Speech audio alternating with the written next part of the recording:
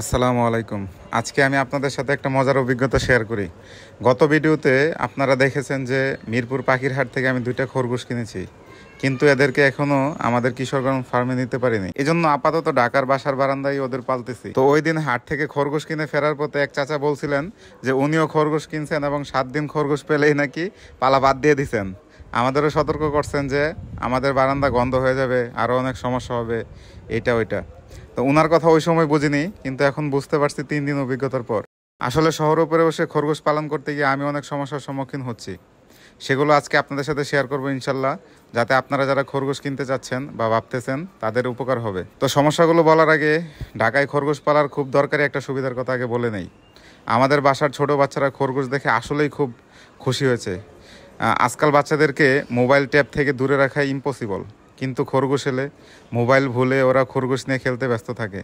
মানে এটা শিশুদের জন্য এক ধরনের ন্যাচারাল টয়। এবার আসল কথায় আসি, খরগোশ পালতে গিয়ে যেই সমস্যাগুলো হচ্ছে মূলত, তো ১ নাম্বার হলো খরগোশের ফেভারিট ফুড ঘাস। এটা সবাই জানেন, খরগোশ ঘাস ছাড়া কিছুই খেতে চায় না।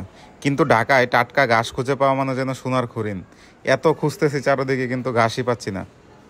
আর এরপরে ওরা কিছু শুকনা খড় বা প্যালেট জাতীয় খাবার খেতে পছন্দ করে, কিন্তু এগুলা খুব দামি আর তেমন পাওয়া যাচ্ছে না। তো আমরা কি করতেছি, প্রতিদিন শাকসবজি দেওয়ার ট্রাই করতেছি, কিন্তু প্রতিদিন শাকসবজি দিলে এটাও খুব আমাদের জন্য এক্সপেন্সিভ হয়ে যাচ্ছে।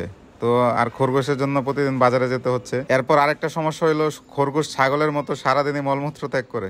তো বারান্দা প্রতিদিন পরিষ্কার না করলে গন্ধে একবারে দাঁড়ানোই মুশকিল হয়ে যায়। তো প্রতিদিন সকালে উঠে বারান্দা একবার পানি দিয়ে ধুয়ে তারপর পরিষ্কার করতে হচ্ছে।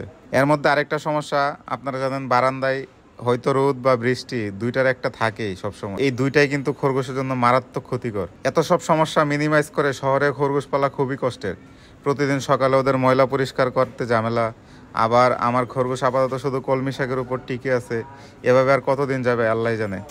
এভাবে আমার খরগোশগুলো দিন দিন শুকিয়ে যাচ্ছে। তো সব মিলিয়ে মনে হচ্ছে যে শহরে খরগোশ পালা মানে একটা বড় ধরনের লাক্সারি পেট প্রজেক্ট। আপনার যদি ওইভাবে স্পেস না থাকে বা ঘাসের ব্যবস্থা না থাকে, এইগুলো না করাই উত্তম। তো এক্ষেত্রে আমি বলবো খরগোশ পালা আসল জায়গা হলো গ্রামীণ পরিবেশ, যেখানে সবসময় ঘাস থাকে বা ওদের একটা বড় ধরনের স্পেস আছে, এরকম রোদ বৃষ্টি হবে না, তাহলে এরা ভালোভাবে বেড়ে উঠবে ইনশাল্লাহ। তো এই ছিল আমার অভিজ্ঞতা, যা আপনাদের সাথে শেয়ার করলাম। আপনারা যদি শহরে খরগোশ পালনের চিন্তা করে থাকেন, তাহলে আরও ভেবেচিন্তে ডিসিশন নেবেন। আশা করি এই ভিডিও দেখে সিদ্ধান্ত নেওয়া আপনাদের জন্য সহজ হবে। আর আমিও আমাদের খরগোশকে খুব দ্রুত আমাদের কিশোরগঞ্জের গ্রামের ফার্মে নিয়ে যাবো ইনশাল্লাহ, যাতে ওরা খুব সুন্দর করে বেড়ে উঠতে পারে। তো আজকের মতো এটুকুই।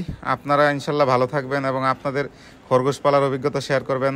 আর যদি খরগোশ না থাকে ভবিষ্যতে কিনবেন কিনা, ওইটাও ইনশাল্লাহ আমাদেরকে কমেন্টে জানাবেন।